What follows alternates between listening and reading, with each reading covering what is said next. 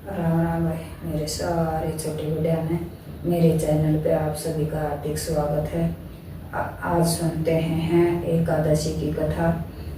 भाद्र मास में है कृष्ण पक्ष की है एकादशी का नाम है अजा एकादशी है। इस व्रत के है करने से है मनुष्य के सभी पाप है नष्ट हो जाते हैं और है वैकुंठ में है धाम मिलता है।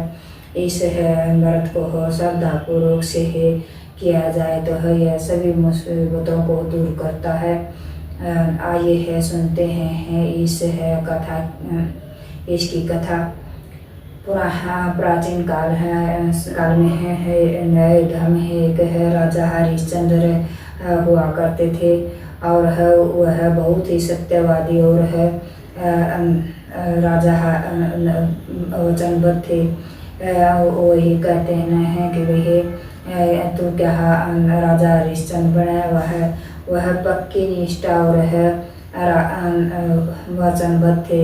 वह वचन के पक्के थे जो भी कहते थे वह पूरा करते थे। एक समय की बात है सभी देवताओं ने राजा हरिश्चंद्र की परीक्षा लेनी चाहिए और उन्होंने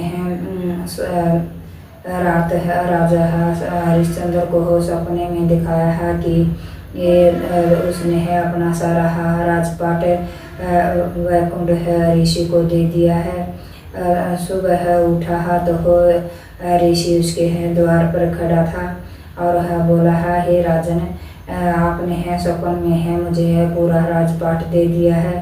तो राजा इस बात को सुनकर न तो हैरान हुआ और न ही आश्चर्यचकित हुआ और बोला कि हाँ मैंने रात को सपन देखा है।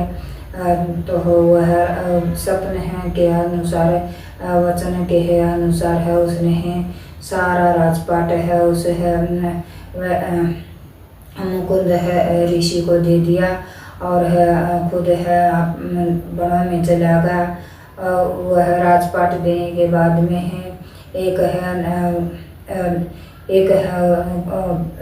उसको राजपाट देने के बाद में उसने एक बंगी के घर बिकना पड़ा। जहाँ वह बंगी उसको शमशान घाट में मुर्दों को जलाने का काम करवाया करता था। और राजा हरिश्चंद्र ने वह विवाह पूरी निष्ठा और श्रद्धा के साथ किया। एक समय उसका पुत्र की मृत्यु होगी और उसने के पास कफन नहीं था। तो उसने बगैर कफन के उसने पैसे के बगैर अपने पुत्र का विदाह संस्कार नहीं करने दिया।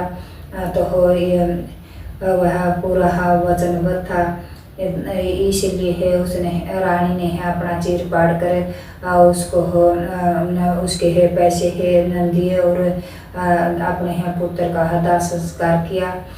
फिर काफ़ी समय हो गया है ऐसे ही समय बीतता गया। एक समय वह राजा बहुत ही चिंता में बैठा हुआ था। तो एक ऋषि वहाँ आया और बोला क्या तुम यहाँ किस लिए बैठे हो, क्या किस चीज़ की चिंता है। तो राजा ने ऋषि को अपनी सभी बातें बता दी कि कैसे राजपाट दान में दिया और क्या हुआ। तो ऋषि बहुत ही आश्चर्यचकित हुआ और बहुत ही सोचने लगा और बोला हे राजन भाद्र मास की अजा एकादशी का विधि पूर्वक से उसका व्रत करना और पूजन करना, रात को जागरण करना। तो तुम्हें अपना इस व्रत के करने से तुम्हें अपना राजपाट मिल जाएगा और तुम्हें अपना खोया हुआ सामान भी मिल जाएगा, सभी पाप नष्ट हो जाएंगे। तो राजा ने उसके ऋषि के कहे अनुसार अजा एकादशी का व्रत किया, रात को जागरण किया और उसके द्वादशी को उसका पारण किया। फिर एकादशी के प्रभाव से राजा को अपने पुत्र पत्नी और राजपाट सब मिल गया। उसका राजा का परिवार पूरा हो गया और उसे है सभी है कष्ट नष्ट सभी है पाप नष्ट हो गए और है उसे है अंत में है मोक्ष वैकुंठ धाम मिला। यह है एकादशी की कथा है।